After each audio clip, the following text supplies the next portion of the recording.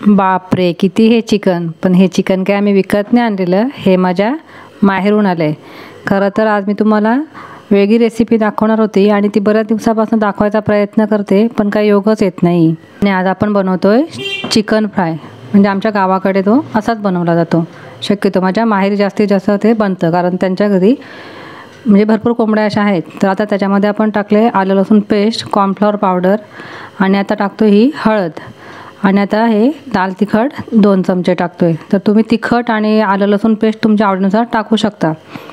आता टाकतो आपण मीठ आणि नंतर त्याला अजून जरा क्रिस्पीपणा येण्यासाठी आपण त्याच्यात टाकणार आहे तांदळाचं पीठ. बघा इकडे आपण त्या चिकनपैकी थोडा चिकनचा आता रस्सा करणार आहेत. आणि हे बघा आता हे त्याच्यामध्ये मी तांदळाचं पीठ टाकते.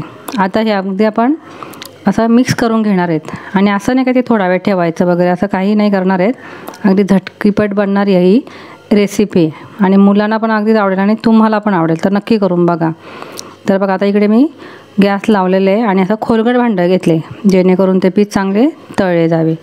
तर आता ह्याच्यामध्ये मी तेल टाकते. पण तुम्हाला असं वाटतं का किती तेल टाकले ना, पण तुम्ही नंतर दाखवते तुम्हाला का तेवढं तेल त्याला लागणारच नाही आहे आणि ते ऑइली पण नाही बनत.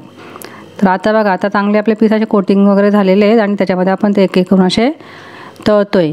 पण चिकनाचे हे पीस मोठे आहेत, त्याच्यामुळे काळजी घ्यायची नाही मी चिकन तळताना की थोडं अंतरावर उभं राहायचं. म्हणजे पीस टाकून झाले ना का थोड्या अंतरावर पण उभं राहायचं आहे, जेणेकरून आपल्या अंगावर तेल उडणार नाही. आता बघा सगळे पीस असे टाकलेले आहेत आणि बघा कसे तळले जात आहेत. ते अगदी छानपैकी त्यांना असा कलर आला आहे आणि खायलाही अगदी कुरकुरीतच लागतील ते. आणि आता एका डिशमध्ये आपण आता काढून घेतो आहे.